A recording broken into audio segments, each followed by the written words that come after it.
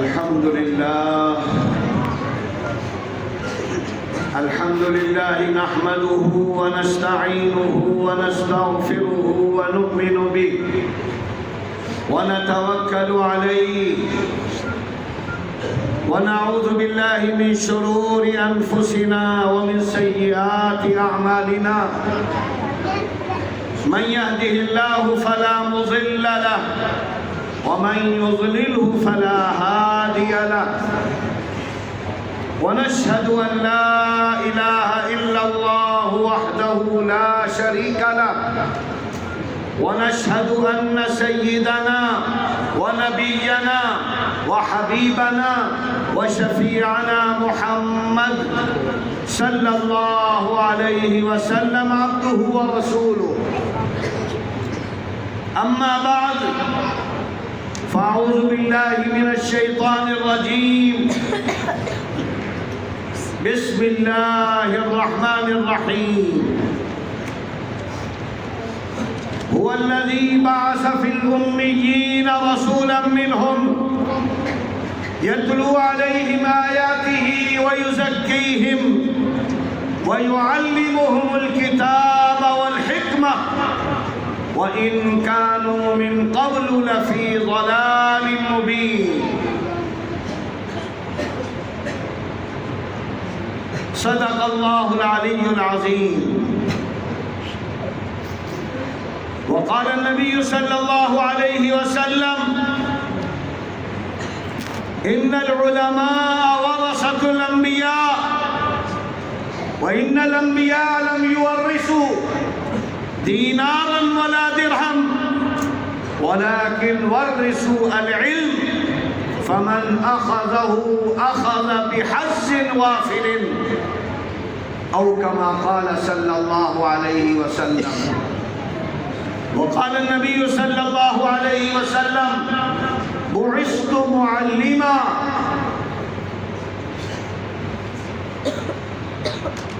محترم مدرسہ انوار العلوم کے ذمہ داران اور اس مدرسے کے اساتذہ کرام اور مختلف مدارس سے آئے ہوئے اساتذہ کرام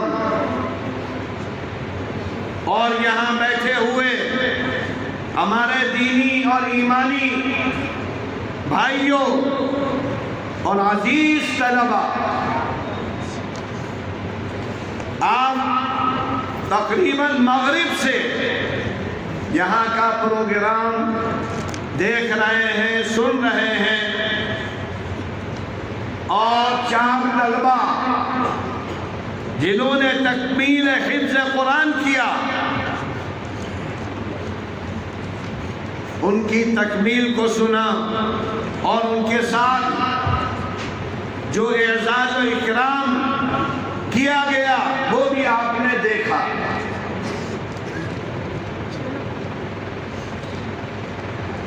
اللہ تعالیٰ نے اس دنیا کی ہدایت کے لیے، دنیا کو نورانی بنانے کے لیے، جبکہ تاریکی میں ڈوب چکی تھی، پوری دنیا ضلالت، گمراہی، مار دھاڑ، قتل و غارت گری میں لگی ہوئی تھی، اور مکہ مکرمہ جس کو آخر میں حضرت ابراہیم، حضرت اسماعیل نے آباد کیا تھا، اور وہ حضرت ابراہیم اور وہ حضرت اسماعیل جن سے زیادہ چہیدہ کوئی نہیں تھا، اللہ نے ان کا لقب خلیل اللہ رکھا۔ یہ کسی کا لقب نہیں ہے۔ حضرت ابراہیم ابو الانبیاء کہلاتے ہیں، نبیوں کے باپ، اور حضرت اسماعیل کی جب اللہ نے قربانی مانگی تو 84 سال میں بڑی تمناؤں اور دعاؤں کے بعد جو بیٹا حسین و جمیل 13 سال کی عمر میں بھاگ دوڑ کر رہا تھا، اللہ کا حکم آیا کہ تم میرے نام پر اس کو ذبح کرو۔ حضرت ابراہیم کی اگر تاریخ پڑھی جائے تو ساری تاریخ جوانی سے لے کر بڑھاپے تک قربانی ہی قربانی ہے، عجیب قسم کی قربانیاں۔ آخر میں اللہ نے اپنے اس لاڈلے نبی کی وہ قربانی لینا چاہیے کہ انسانیت بھی کانپ جائے، تڑپ جائے۔ 86 سال کے بعد، تمناؤں کے بعد، رب هب لی من الصالحین، رب هب لی من الصالحین، دنوں رات دعائیں مانگ رہے ہیں، اللہ نے حسین بیٹا دے دیا۔ جب جوان ہو گیا، کام کے لائق ہو گیا، امید والا ہو گیا، تو اللہ نے کہا کہ ابراہیم اس کو ذبح کر ڈالو۔ انی ارا فی المنام انی اذبحک فانظر ماذا تری قال یا ابت افعل ما تؤمر ستجدنی ان شاء اللہ من الصابرین۔ خواب میں دکھایا جا رہا ہے، ایک دن دیکھا، دوسرے دن، تیسرے دن، اب کامل یقین ہو گیا کہ اللہ کا ارادہ قطعی ہے۔ آپ سوچئے کہ بوڑھی ماں ہاجرہ ان کو کیسے سمجھایا ہوگا، لیکن تاریخ سے معلوم ہوتا ہے کہ حضرت ہاجرہ جو بیوی تھی وہ بھی بہت زیادہ قوی ایمان والی تھی۔ کسی طرح سمجھانے کے بعد بیٹے سے کہا، سوچا کہ بیٹا باغی نہ بن جائے، اے ابا جان آپ مشورہ کر رہے ہیں، اللہ کا حکم ہے تو فوراً کر دو۔ یہ ہے بیٹے کا جواب۔ ماں باپ جب اعلیٰ ہوتے ہیں تو اولاد بھی ویسے ہی نمونہ پیش کرتی ہے۔ فانظر ماذا تری قال یا ابت افعل ما تؤمر ستجدنی ان شاء اللہ من الصابرین۔ آپ ہم کو دیکھ لیں گے کہ ہم ڈٹے رہیں گے، بھاگیں گے۔ فلما اسلما وتلہ للجبین، حضرت ابراہیم نے بیٹے کا ہاتھ پکڑا اور ایک ہاتھ میں چاقو لیا بڑا سا چمکتا ہوا اور لے کر روانہ ہو گئے گھر سے۔ کہاں جا رہے ہیں؟ مینا جا رہے ہیں، وہاں ذبح کریں گے، اللہ کا حکم ہے۔ لہذا لے کر پہنچے، قربان گاہ میں پہنچ گئے، اور روایتوں میں تو بڑی لمبی تفاصیل ہیں، لٹا دیا اور اس کے بعد چاقو چلایا گردن پر، چاقو چلا نہیں، پھر آئے پتھر پر اس کو خوب رگڑا، خوب چکنا کیا۔ روایتوں میں 3 دفعہ ایسا کیا، اور اس کے بعد جیسے ہی گردن پر رکھ کے چلایا تو یہ بھی روایتوں میں ہے کہ آنکھ پر پٹی تھی کہ کیسے دیکھیں گے بیٹے کا خون، ادھر خون کا فوارہ نکلا، ان کے جسم پر بھی آیا ہوگا۔ اب انہوں نے جب آنکھ سے پٹی کھولی تو دیکھا کہ اسماعیل کھڑا اور ایک شاندار مینڈھا ذبح ہو گیا۔ مینڈھا کہاں سے آیا؟ اللہ نے کہا کہ ہم نے جنت سے بھیجا، ہم تو صرف یہ دیکھنا چاہتے تھے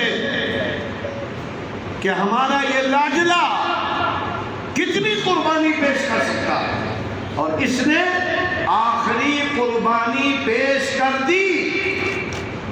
وَتَلَّهُ لِلْجَبِينِ وَنَادَيْنَاهُ أَن يَا إِبْرَاهِيمُ قَدْ صَدَّقْتَ الرُّؤْيَا إِنَّا كَذَلِكَ نَجْزِي الْمُحْسِنِينَ إِنَّ هَذَا لَهُوَ الْبَلَاءُ الْمُبِينُ۔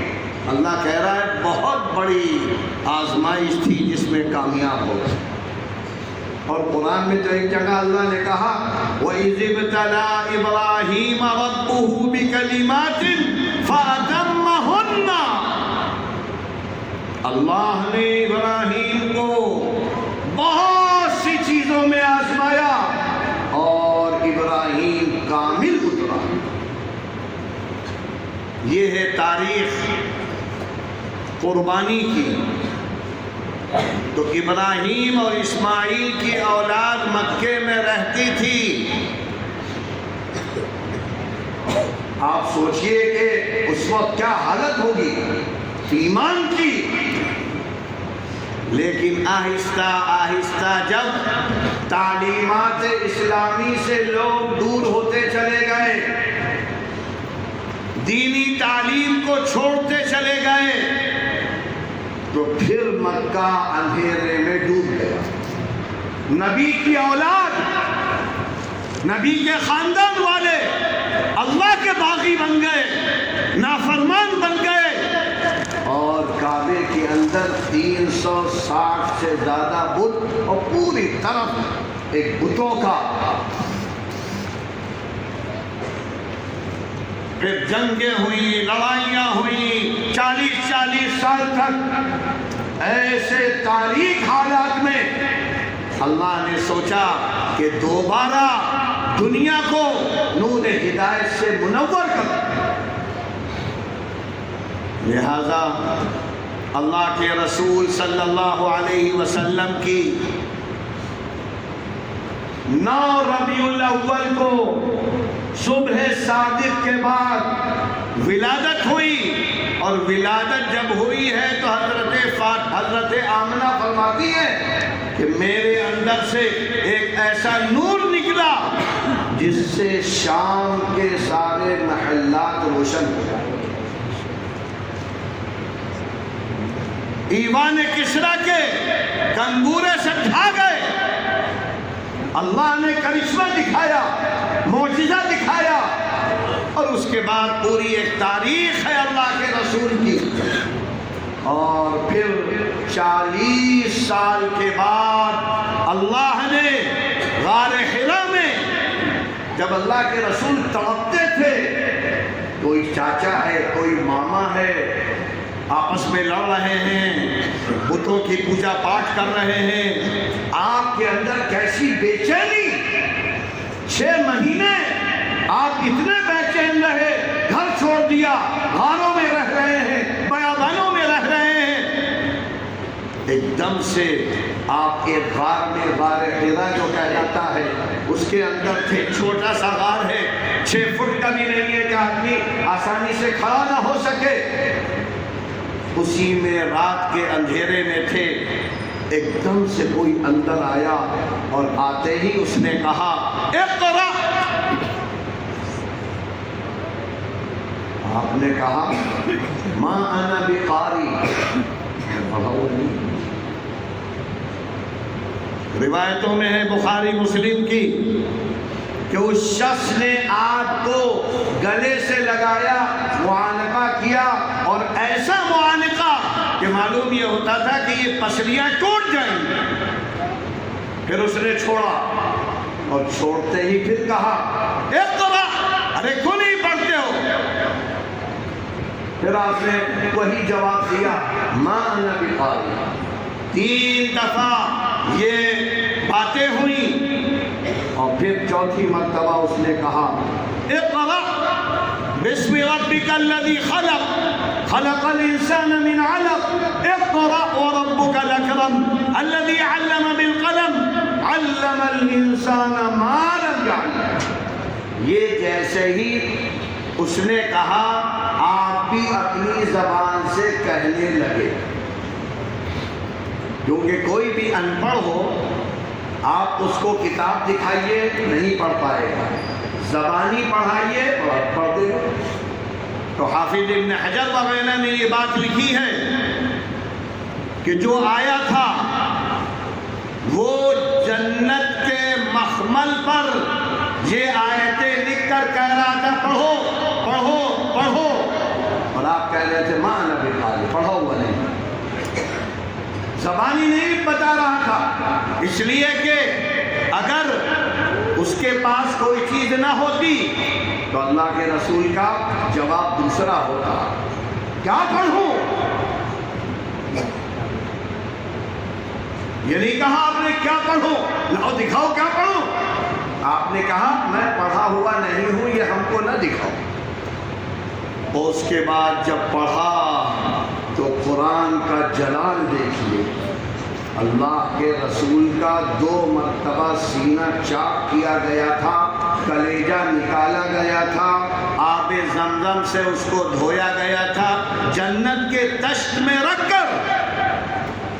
جب آپ کا دل اتنا قوی بنا کہ قرآن آپ پر اترا، آپ کی پوری طاقت نکل گئی، جبکہ آپ بہت مضبوط تھے آسان، اور اونچا پہاڑ ہے، وہاں سے اترنا مشکل ہوا، اترتے اترتے جب گھر پہنچے ہیں تو بالکل نڈھال ہو گئے، اور پہنچتے ہی لیٹ گئے اور کہنے لگے زملونی زملونی۔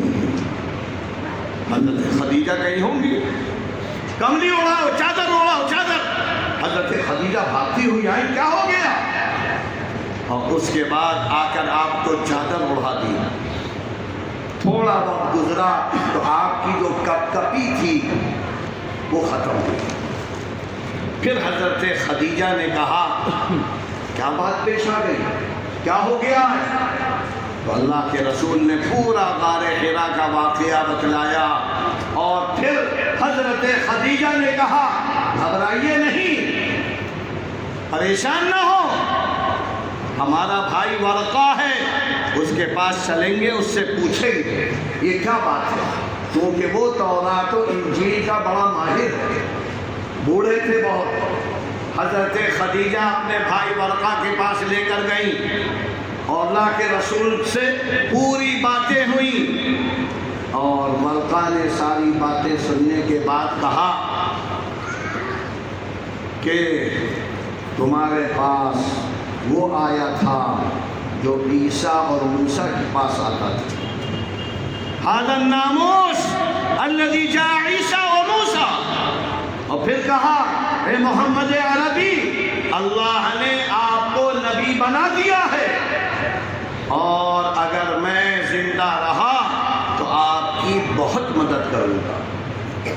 لیکن بوڑھے تھے، انتقال ہو گیا، اور اس سے پہلے اس کے بعد ایک اور بات کہی، اے محمد ایک وقت آئے گا جب آپ کو آپ کے وطن سے نکال دیا جائے گا۔ یہ جملہ بھی بڑا سخت تھا، اللہ کے رسول سوچ نہیں سکتے تھے، کیونکہ آپ پورے مکے میں الصادق الامین الصادق الامین کہلاتے تھے، سارے لوگ امانتیں آپ چہیتے تھے۔ آپ نے کہا اوا مخرجیہم، ہم کو نکالیں گے، یہ کیسے ہوگا؟ حضرت ورقہ نے کہا جس نے بھی کلمہ لا الہ الا اللہ محمد رسول اللہ یعنی لا الہ الا اللہ کی دعوت دی ہے، اس کے ساتھ لوگوں نے دشمنی کی۔ پھر اس کے بعد پوری تاریخ ہے، 13 سال ہی گزرے تھے کہ ہجرت کا واقعہ ہوا، پھر آپ مدینے گئے اور بالفتوحات شروع ہوئی، اور 23 سالہ زندگی نبوت کے بعد آپ نے گزاری۔ لیکن کیسی زندگی گزاری؟ اللہ فرماتا ہے کہ آپ کو کیوں بھیجا گیا تھا؟ اللہ کے رسول جو آئے تھے حضرت ابراہیم کی دعا کے نتیجے میں آئے، قرآن میں تذکرہ ہے اس کا۔ حضرت ابراہیم نے دعا کی تھی ربنا وابعث فیہم رسولا منہم یتلو علیہم آیاتہ ویزکیہم، تو اللہ نے فرمایا هو الذی بعث فی الامیین رسولا منہم۔ اب اللہ کے رسول دنیا میں آ گئے، 40 سال کی عمر میں نبی بنے، 13 سال مکے میں رہے، 10 سال مدینے میں رہے، اور حج حجۃ الوداع آپ نے کیا اور زبردست اس میں خطبہ دیا اور اللہ کی طرف سے اعلان ہو گیا، آج اے محمد عربی ہم نے تمہارا دین مکمل کر دیا، نعمت تمام کر دی، اور اللہ نے اب قیامت تک کے لیے دین اسلام کو پسند کیا ہے۔ اور قرآن نے یہ بھی کہا یہ لفظ اسلام تمہارے جد امجد ابراہیم نے تم کو عطا کیا ہے، هو سماکم المسلمین من قبل وفی ھذا۔ اس طریقے سے یہ نور نبوت غار حرا کے بعد 23 سالہ مجاہدے والی زندگی گزارنے کے بعد کیوں دیا گیا؟ 3 مقصد کے لیے، 3 کاموں کے لیے۔ اللہ کے رسول کی بعثت کے بنیادی مقاصد میں 3 کام ہیں، 3۔ نمبر 1 تعلیم اور تعلم، سیکھو سکھاؤ، سیکھو سکھاؤ۔ قرآن نے کہا وَأَنزَلْنَا إِلَيْكَ الذِّكْرَ لِتُبَيِّنَ لِلنَّاسِ، اے محمد ہم نے تم کو بھیجا ہے، کیوں بھیجا ہے؟ ہمارے قرآن کی تشریح کرتے رہنا، لوگوں کے سامنے قرآن بیان کرتے رہنا۔ اور ایک جگہ تو اللہ نے فرمایا اے ہمارے چہیتے، اے رحمت للعالمین، اے بشیر و نذیر، اگر تم نے قرآن کے پہنچانے میں کمی کی، کوتاہی کی، تو تمہاری رسالت کینسل۔ یا ایھا الرسول بلغ ما انزل الیک من ربک وان لم تفعل فما بلغت رسالتہ۔ یہ اللہ کا جلال ہے، اللہ رب العالمین ہے، سب کا خالق ہے، سب کا مالک ہے۔ تو لہذا 3 کام دیے گئے۔ پہلا کام تعلیم و تعلم، قرآن پڑھو، قرآن سیکھو، قرآن کو سمجھو، قرآن پر عمل کرو، قرآن کی دعوت کو عام کرتے چلے جاؤ۔ اس کام کے لیے اللہ نے اہل مدارس کو توفیق دی، بڑے بڑے ادارے قائم ہوئے ہندوستان میں۔ بڑے اداروں میں دارالعلوم دیوبند، دارالعلوم ندوۃ العلماء اور مدرسہ مظاہر العلوم، یہ شروع کے بڑے بڑے، اور پھر اس کے بعد ہزاروں مدرسے بنتے چلے گئے۔ ان کا مقصد اصل کیا تھا؟ قرآن کو سمجھنا، سمجھانا، پڑھنا، پڑھانا، عام کرتے رہنا، جس کام کے لیے نبی کی بعثت ہوئی ہے، جس کام کے لیے نبی کو بھیجا گیا ہے۔ اسی لیے ایک حدیث میں اللہ کے رسول نے فرمایا بعثت معلما، میں معلم بنا کر بھیجا گیا ہوں۔ اور اسی طرح ایک آیت ہے فَاعْلَمْ أَنَّهُ لَا إِلَٰهَ إِلَّا اللَّهُ، اس آیت کی وجہ سے امام بخاری جیسا آدمی کہتا ہے کہ کلمے سے پہلے علم لازم ہے۔ اللہ نے حکم دیا ہے لا الہ الا اللہ سے پہلے علم حاصل کرو، تاکہ سمجھ سکو کہ لا الہ الا اللہ کا مطلب کیا ہے، مقصد کیا ہے، پیغام کیا ہے۔ تو لہذا ہمارے مدارس اس کام میں لگ گئے ماشاءاللہ۔ دوسرا کام تزکیہ و احسان، دل کو نورانی بناؤ، قلب کو پاکیزہ بناؤ، ذہن کو، دماغ کو اللہ والا بناؤ۔ اور اگر دل دماغ اللہ سے نہیں جڑا تو ساری چیزیں برباد ہیں۔ امام بخاری نے اور دوسرے بڑے بڑے محدثین نے جو بنیادی حدیث اپنی کتاب میں سب سے پہلے نقل کی ہے وہ انما الاعمال بالنیات، تمہارے ارادے، تمہاری نیت کے اعتبار سے اللہ فیصلے ہوتے ہیں، دل میں کیا رکھے ہو، ظاہر میں کیا کر رہے ہو وہ تو دنیا دیکھ رہی ہے، دل میں کیا کر رہے ہو وہ اللہ دیکھ رہا ہے۔ وَحِسَابُهُمْ عَلَى اللَّهِ، قیامت کا دن سب سے پہلے دل کا حساب ہوگا۔ اسی لیے اللہ کے رسول فرماتے تھے الا ان فی الجسد مضغة اذا صلحت صلح الجسد كله واذا فسدت فسد الجسد كله الا وهي القلب۔ یہ لوگوں سن لو، جسم کے اندر ایک لوتھڑا ہے، لوتھڑا گوشت کا حصہ، اگر وہ اچھا ہو گیا پوری باڈی اچھی ہے، وہ اگر بگڑ گیا تو ساری باڈی بگڑ گئی، اور وہ ہے دل، وہ دل ہے۔ تو دوسرا کام نبیوں کا اور اللہ کے رسول کا تزکیہ، دل کو نورانی بناؤ، ایسا بنا دو کہ جب عبادت کرو تو اللہ سامنے نظر آئے، اللہ سامنے نظر آئے۔ اللہ کے رسول سے جبرائیل امین نے پوچھا تھا مل احسان، تزکیہ کیا ہے، تصوف کیا ہے؟ تو فرمایا تھا ان تعبد اللہ کأنک تراہ فإن لم تکن تراہ فإنہ یراک، اس طرح اللہ کی بندگی کرو کہ تم اللہ کو آنکھوں سے دیکھو۔ تصور والی آنکھیں، نور بصیرت جس کو کہتے ہیں، جو اللہ اپنے اولیاء اللہ کو دیتا ہے۔ اور اگر تمہارے اندر اتنا طاقتور ایمان نہیں تو کم سے کم یہ تو سوچتے رہو کہ اللہ ہم کو دیکھ رہا ہے، یہ آخری درجہ ہے۔ دوسرا کام یہ ہے، اور اس کام کے لیے اللہ نے بڑی بڑی خانقاہیں بنوائی۔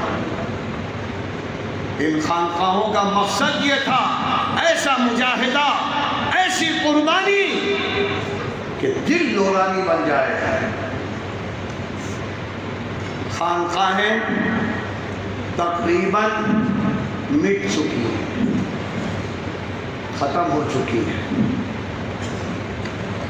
کیونکہ جو ہمارے اسلاف تھے انہوں نے یہ خانقاہیں بنائی تھی تزکیے کے لیے۔ ان کے یہاں حکم یہ تھا مجاہدہ کیسے کرو گے؟ سب سے پہلا تقلیل طعام، کم سے کم کھانا پڑے گا۔ تقلیل طعام، زیادہ کھاؤ گے نفس موٹا ہو جائے گا، بھوکے رہو۔ پہلی شرط تھی سلوک کی، تقلیل طعام۔ دوسری شرط تھی تقلیل منام، کم سے کم سونا، رات بھی تہجد میں گزارو، اللہ کے لیے گزارو۔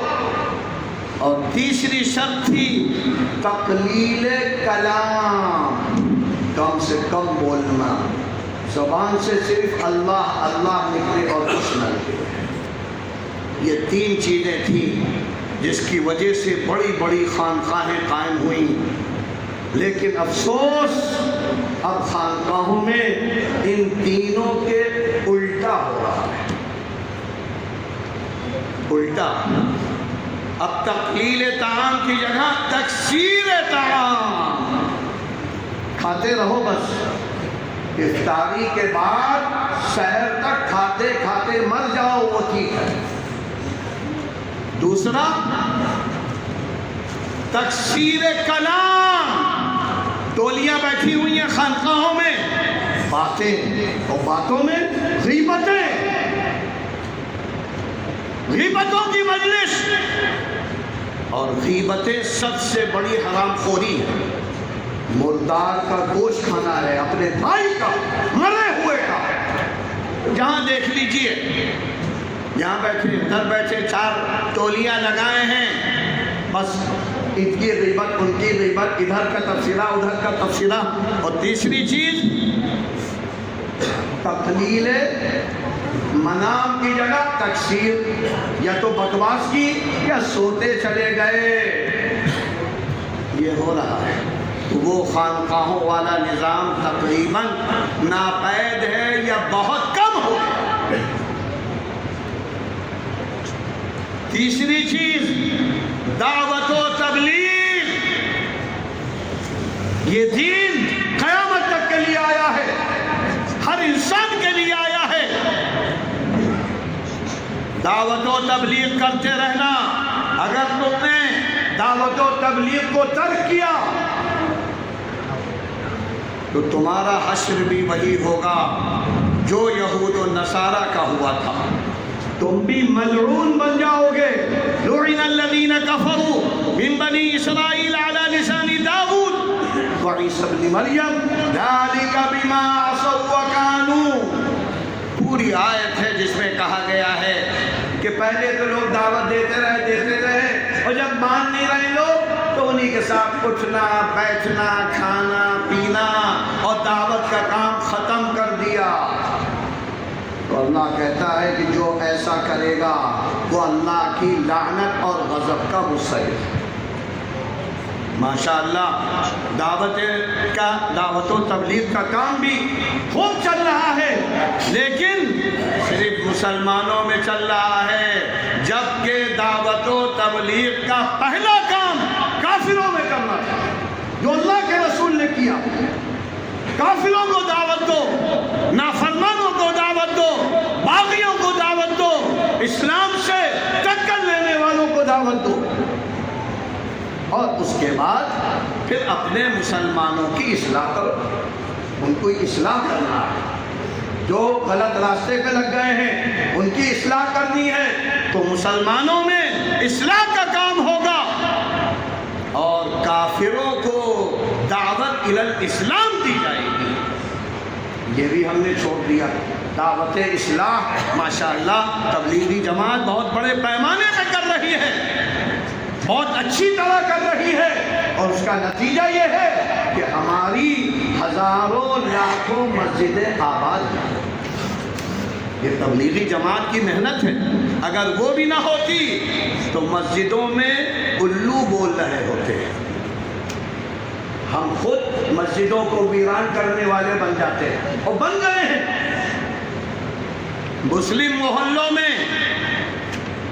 اللہ اعلان کرتا ہے 5 وقت، حی علی الصلاۃ، حی علی الصلاۃ، حی علی الفلاح، حی علی الفلاح۔ کون ہے جو کامیابی کو لے گا؟ کون ہے جو نجات کو لے گا؟ کون ہے جو خیر کو لے گا؟ تو لہذا اگر تھوڑی فرصت ہوئی تو چلو بھائی ظہر میں آ گئے، عصر میں مارکیٹ کا وقت ہے تو اپنا جب موقع ہوگا تو آ جائیں گے، مغرب بھی کبھی گول ہو گئی کبھی آ گئے، عشاء میں بھی، اور فجر میں تو نیند سے افضل کون سی عبادت ہے؟ اے سی، گرمی میں اے سی میں سو رہے ہیں، سردی ہے تو اچھے اچھے کمبل میں ہیں، کون نکلے کون مسجد میں جائے؟ دیکھا جائے گا، بعد میں پڑھ لیں گے۔ یہ اچھے اچھے مسلمان کر رہے ہیں۔ اللہ کے گھر کو اگر دیکھنا ہو تو فجر میں دیکھ لو، 2 4 10 12 بڈھے سڈھے تو آ جائیں گے، نوجوان تو سب مر جاتے ہیں، یعنی ان کا ایمان ختم ہو جاتا ہے روزانہ، کیونکہ اللہ کے رسول نے فرمایا تھا الصلاۃ الصلاۃ وما ملکت ایمانکم، نماز نہ چھوڑنا، نماز کی پابندی کرنا، اللہ کے گھر کو آباد کرنا، ورنہ اللہ تمہارے گھروں کو ویران کا قبرستان بنا دے۔ اور بعض مسلم کی روایتیں ہیں بین الکفر و بین الایمان ترک الصلاۃ، جس نے ایک نماز جان بوجھ کر چھوڑ دی وہ کافر ہو جاتا ہے۔ جا کے دیکھ لو، مسلم کی روایت بہت سی احادیث کی وجہ سے الگ الگ تعویلات کی جاتی ہے، لیکن ظاہر حدیث کو دیکھو گے تو کانپ جاؤ گے۔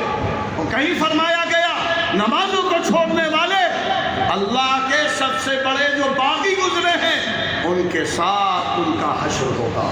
کہیں اللہ کے رسول نے فرمایا جو گھر والے نماز کے لیے نہیں آتے، ہمارا جی چاہتا ہے کہ ایسے محلوں میں جاؤں، نوجوانوں کو لے کر جاؤں اور ان کے گھروں میں آگ لگا دوں۔ یہ تو عورتوں کی وجہ سے آگ نہیں لگاتا، ایسی سخت بات ہے۔ لہذا تیسرا کام نبی کا دعوت و تبلیغ۔ اب کیا معلوم ہوا کہ یہ تین کام ہیں، تعلیم و تعلم، تزکیہ و احسان اور دعوت و تبلیغ۔ جب یہ تین کام ہوں گے تو امت نبی کی صحیح وارث بنے گی۔ اور کیونکہ اللہ نے یہ ذمہ داری اپنے نبی پاک کو دی اور پھر نبی پاک نے فرمایا اے لوگوں سن لو، اگر ہمارے وارث بننا چاہتے ہو تو وراثت علم کے ذریعے بڑھتی ہے۔ ان العلماء ورثۃ الانبیاء، انبیاء ہیں، انبیاء کے وارث علماء ہیں۔ اور کون سے علماء؟ انما یخشی اللہ، انما یخشی اللہ من عبادہ العلماء۔ وہی عالم کہلانے کا مستحق ہے جس کے اندر اللہ کا خوف سب سے زیادہ ہو۔ اور خوف زیادہ ہو کیسے معلوم ہوگا؟ حرام سے بچے گا، ناجائز سے بچے گا، برائیوں سے بچے گا، غلط کاریوں سے بچے گا، وہ ہے خشیت والا۔ علم بہت بڑی دولت، بہت بڑی نعمت، لیکن اگر اس کا استعمال غلط ہم نے کیا تو سب سے بڑی تباہی۔ جیسا کہ احادیث میں ہے، حضرت ابو ہریرہ جب حدیث بیان کرتے تھے کانپ کر گر پڑتے تھے، بے ہوش ہو جاتے تھے، جس میں فرمایا گیا سب سے پہلے جس کو اوندھے منہ، الٹا منہ جہنم میں ڈالا جائے گا وہ حافظ قرآن ہوگا، جس نے قرآن پڑھا لیکن قرآن کے خلاف زندگی گزاری۔ قاری، ریاکار، دکھاوا کرنے والا، مکر و ججب والا، صرف زبان سے لفظی کر رہا ہے، زندگی قرآن کے خلاف ہے، نبی کے خلاف ہے۔ اسی طرح مالدار، ثروت والا، جس کے اندر ریاکاری ہے، یہاں تک کہ قرآن میں تو بار بار کہا گیا ہے جو لوگ اللہ کے راستے میں پیسہ دیتے ہیں اور پھر احسان جتلاتے ہیں، ذلیل سمجھتے ہیں، ان کی ساری دولت برباد چلی جائے۔ اللہ کے لیے کرو، جو کام کرو اللہ کے لیے کرو، اللہ کی رضا، اللہ کی خوشنودی، ورنہ دنیا میں تو لوگ تم کو اچھا سمجھیں گے لیکن اللہ کے یہاں تم سے زیادہ نفرت کرنے والا کوئی نہیں۔ جتنی بڑی ذمہ داری اتنی بڑی پکڑ۔ اسی لیے اللہ کے رسول دعا مانگتے تھے اللہم ارزقنا علما نافعا، اللہم انا نعوذ بک من علم لا ينفع۔ اے اللہ ایسے علم سے ہم کو بچا لے جو جہنم میں لے جانے والا ہے۔ اے اللہ ہم کو وہ علم دے جو ڈائریکٹ جنت میں پہنچائے۔ اس کی پہچان علم و عمل ہے، اللہ کی رضا ہے، اللہ کی خوشنودی ہے۔ اس لیے ہم اہل مدارس کو اس میں سب سے بڑا نمونہ ہونا چاہیے۔ ہمارے اندر کمی آئے گی، قوم خراب ہوگی اور ہم سب کا گناہ اپنے سر لیں گے۔ الدال علی الخیر کفاعلہ، من سن فی الاسلام سنتا حسنتا فلہ اجرها واجر من عمل بها ومن سن فی الاسلام سنتا سیئتا فعلیہا وزرها ووزر من عمل بها۔ سب ہم پڑھتے ہیں، ہر عالم نے یہ حدیثیں پڑھی ہیں، ہر عالم نے یہ قرآن پڑھا ہے، اور جو پڑھانے میں لگے ہیں وہ پڑھاتے ہیں، لیکن یاد رکھنا اللہ دیکھ رہا ہے، اللہ سب کو دیکھ رہا ہے۔ تو ہمیں اگر اپنی ذمہ داری کا احساس ہو تو نتائج بہت اعلیٰ ہیں۔ یعنی اگر ہم اللہ کے لیے قربانی دے رہے ہیں، محنت کر رہے ہیں، آپس میں دین میں ایک دوسرے کا تعاون کر رہے ہیں، تو ہم اللہ کے خلیفہ بھی ہیں، نبی کے وارث بھی۔ دنیا میں جو سچے علماء ہیں ان سے کوئی بڑھ نہیں سکتا، یہ قرآن و حدیث کا وعدہ ہے۔ تو ہمیں ویسا بننا ہے اور قرآن و حدیث کا داعی بننا ہے، پھیلانا ہے، کوشش کرنا ہے، میدان میں لانا ہے، قرآن و حدیث سے امت کو جوڑ کے رکھنا ہے۔ اللہ کے رسول فرماتے تھے اگر قرآن و حدیث سے ہماری امت دور ہوگی، اگر قرآن نہیں پڑھیں گے، قرآن نہیں سمجھیں گے، قرآن پر عمل نہیں کریں گے تو گمراہ ہوتی چلی جائے گی۔ اور اگر قرآن کو تھاما، قرآن کو پڑھا، نبی کی زندگی کو لیا، دعوت دیتے رہے قرآن کی، عمل کرتے رہے، تو کوئی گمراہی قریب نہیں آئے۔ یہ سارے وعدے اسی وقت ہوں گے جب عمل ہوگا ویسے۔ تو اس لیے دین کو سمجھنا بھی ضروری ہے۔ دین کے شعبے 5 ہیں، عقائد کا شعبہ ہے، عبادات کا شعبہ ہے، معاملات کا شعبہ ہے، معاشرت کا شعبہ ہے، اخلاقیات کا شعبہ ہے۔ آج ہم نے سمجھ لیا کہ بس عبادت دین ہے، اور عبادت میں وہی 4 مشہور عبادتیں، نماز، روزہ، زکوٰۃ، حج، یہ اچھی طرح کر لیا تو اب جو چاہو کرو، معاملات جیسے چاہو کرو، دکان تمہاری ہے، جیسا چاہو کاروبار کرو۔ تو ہم نے کاروبار کو اللہ کے خلاف بنا دیا۔ معاشرت، آپسی زندگی، تعلقات، ماں باپ کا حق، چاچا ماما کا حق، رشتہ داروں کا حق، سب بھولے ہوئے ہیں۔ ہر آدمی مست ہے، آزاد۔ تو دین نہیں ہے، جب دین نہیں ہے تو اللہ کہتا ہے وَمَن يَبْتَغِ غَيْرَ الْإِسْلَامِ دِينًا فَلَن يُقْبَلَ مِنْهُ، جو دین اسلام کے خلاف اپنی زندگی گزارے گا اس کے اعمال قبول نہیں ہوں گے۔ تو قرآن کے خلاف کر کے، حدیث کے خلاف کر کے ہم یہ سوچیں کہ کامیاب، یہ نہیں ہوگا۔